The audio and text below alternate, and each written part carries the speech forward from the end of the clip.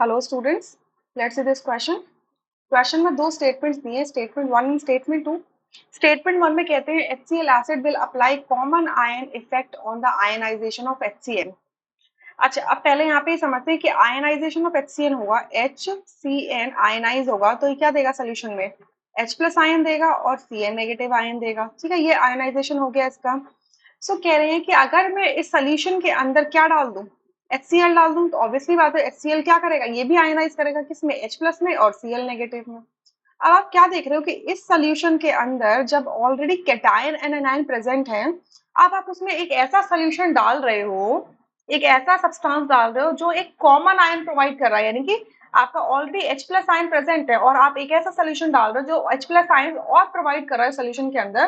तो क्या होगा, H प्लस आयन की कॉन्सेंट्रेशन इंक्रीज करेगी और रिएक्शन कहाँ जाएगा, बैकवर्ड डायरेक्शन में जाएगा और आपका HCN का आयनाइजेशन क्या हो जाएगा, कम होने लगेगा, डिक्रीज हो जाएगा। ठीक है, सो इस इफेक्ट को हम कहते हैं common ion effect. Common ion effect क्या कर देता है बेसिकली, कि अगर आपका कोई भी सोल्यूशन है उसके अंदर कोई आयंस प्रोड्यूस हो रहे हैं, अब उस सोल्यूशन के अंदर आप कोई दूसरा सोल्यूशन डाल दो जो कोई ना कोई कॉमन आयन दे रहा है, या तो कॉमन कैटायन या कॉमन एनायन, तो क्या होगा, आपका ionization of the first substance will decrease. ठीक है, इसको हम कहते हैं common ion effect. So first statement बिल्कुल ट्रू है। क्लियर।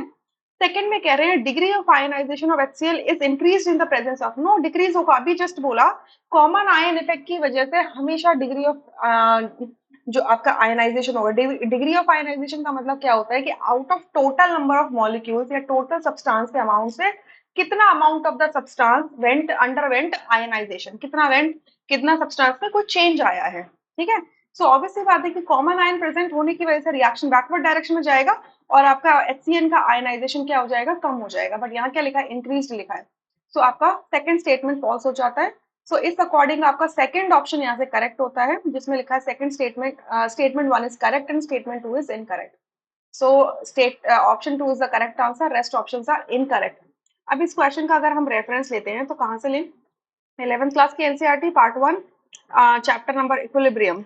यहाँ पर आप नोटिस करेंगे कॉमन आयन इफेक्ट के बारे में जो लिखा हुआ है पेज नंबर 224 पर, वहां पर ये लिखा हुआ है इसके बारे में कि कॉमन आयन इफेक्ट क्या होता है। ठीक है, और इससे क्या क्या हो सकता है। So I hope you understood this question really very well. Thank